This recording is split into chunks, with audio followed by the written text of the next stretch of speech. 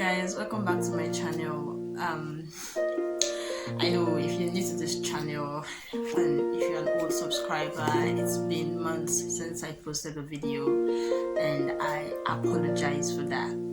I was in a very tight corner and I had so many things that I was doing at that point, and I was moving here and there. I wasn't really stable at a particular place, so I really apologize for that. So let's go. Moving on, aside the apology part, which I've just finished with, forgive me. Let's move on to the next topic. Hoping that you guys have already forgiven me about what happened to the time lapse between the videos that I posted and now. So yeah, we're coming back stronger. We're coming back, healthier. Health series is coming back better than it was before. So today we're going to be talking about sleep hygiene. Yeah, I know it's not a topic that really affects everybody because most persons don't have issues with sleep. Most persons sleep very well, but because you sleep very well doesn't mean everybody also sleeps very well. People are going through a lot, and I think sleeping is one of the common problems like people present with also to the mental health clinic. Having issues sleeping is commonly called insomnia, inability to sleep. It might be difficulty sleeping, might be difficulty continuing sleep when you've started sleeping already, and it can also be getting awake in the morning feeling tired, depressed even, and just not in the mood at all. Also, all these can be problems with sleep. It doesn't really just have to be difficulty, achieving sleep alone. It goes way beyond that.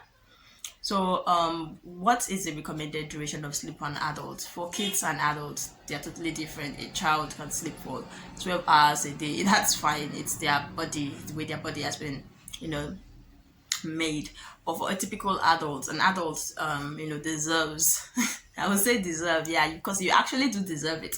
So an adult deserves at least 7 to 9 hours of sleep a day. Yes. Yeah, I know that might be like a bit difficult depending on the kind of job that you do. Some people work round the clock trying to make ends meet, and I know, trust me, I know how that can be.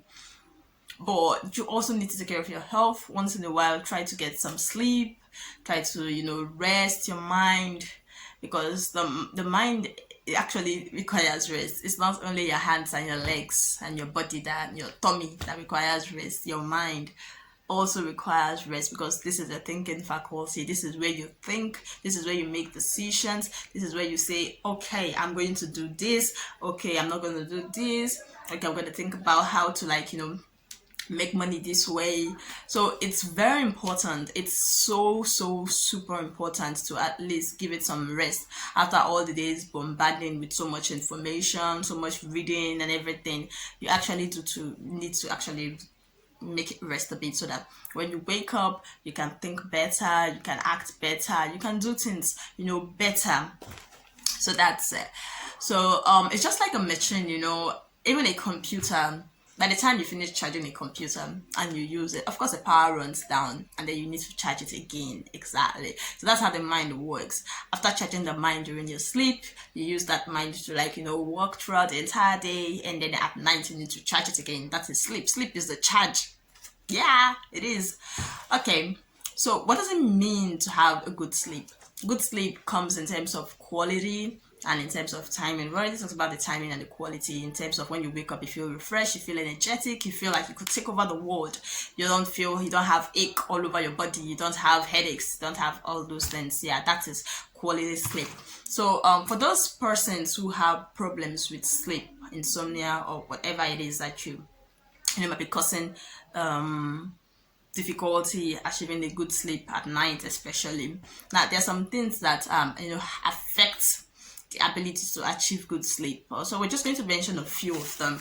Okay, for example, watching horror movies at night. Yeah, it's actually quite a simple thing. You might even laugh at it, but it actually plays a role in the life of some persons because they tend to have nightmares and they may not achieve good sleep at night. So if you're that kind of person, I think you should watch your horror movies, or your those kind of vampire thing, end of the world kind of movies during the day. So at night you don't get to have nightmares, because actually what you watch, what you see close to your bedtime, those are the things that ring in your mind when you're sleeping. So those persons that keep saying, I have nightmares every day, kind of like look at what you really watch before sleeping. It actually helps.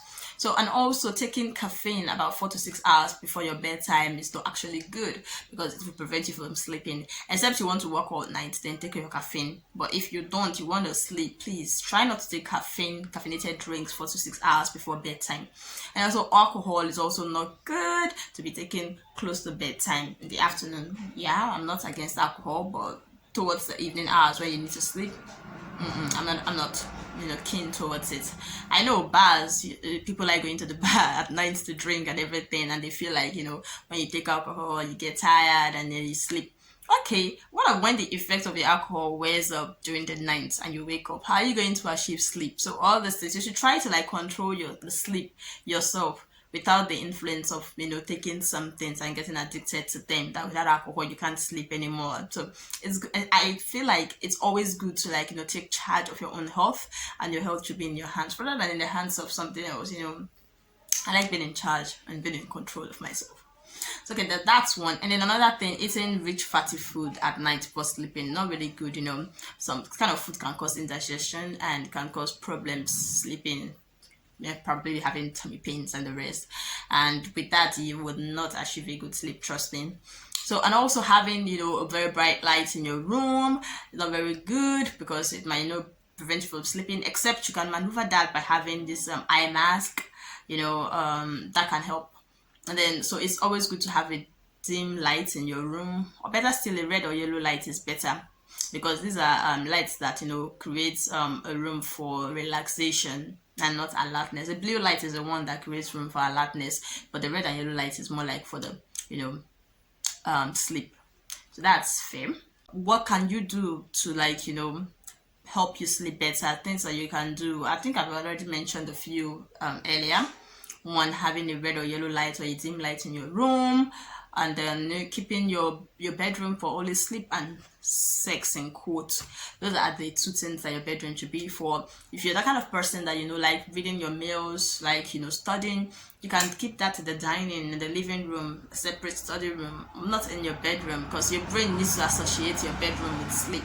If you're having difficulty with sleeping, that's something that you can do to actually help you sleep. If every day you say, okay, my bedroom is only for sleep and sex, whenever I go to my room is to sleep. When I'm awake, I leave my room and I go to my living room. I'll go to my study and do something else. But when I'm feeling sleepy, I always go to the room to sleep. I don't sleep on the couch in the living room. I don't sleep in my study room. I'll go to my bed to sleep. Your brain will associate your bed in your bedroom to sleep and not to work or anything else. The brain is quite, very, very, very sensitive. It's very sensitive. So that's that.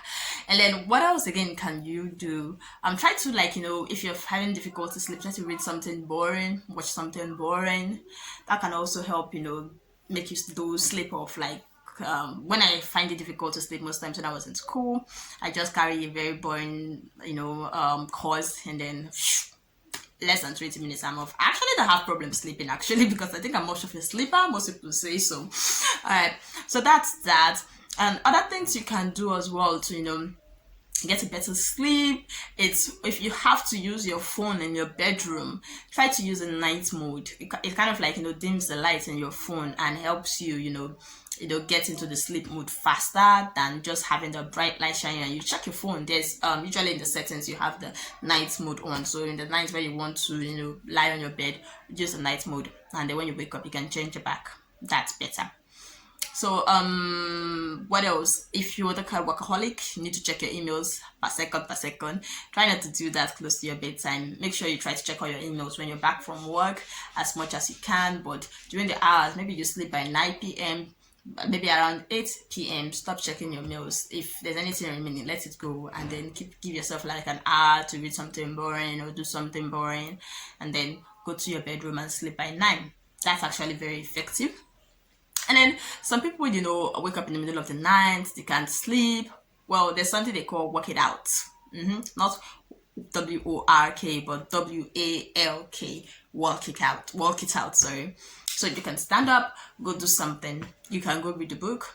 You can do whatever it is that you think you can do at night, and only return to your bedroom when you're feeling sleepy. Don't just wake up and then you just lie down on your bed and then you expect the sleep to magically come back.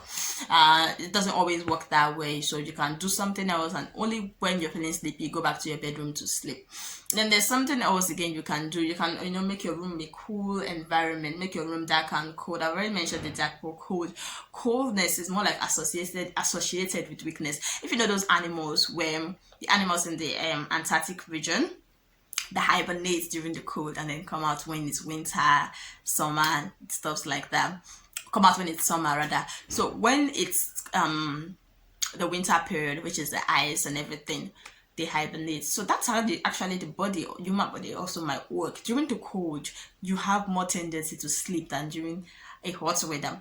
So if you're finding it difficult to sleep, if you have an AC, if you have a fan, whatever it is that you have, try to make sure your room is cold, not really cold, but a bit chilled, so it will help you achieve sleep, rather than when you get into the room and you're hot and you're sweating. Trust me, you're not going to sleep anything. If you don't have any of this, you have power supply shortage or whatever, if you have a tile on the floor, it's actually very good. It has cooling effect. You can sleep on the floor for a while, and then when the sleep comes, you can now go to your bed to sleep. It actually works for me a lot. Most people tend to ask why I prefer sleeping on the floor before going to my bed. It's actually one of the things. Actually, the tile is very cold and it helps me achieve sleep quicker than lying on the bed when it's hot, and you'll be sweaty and sticky, and it's not really good. And also, trying to sleep without clothes on is another thing that can actually help you achieve sleep.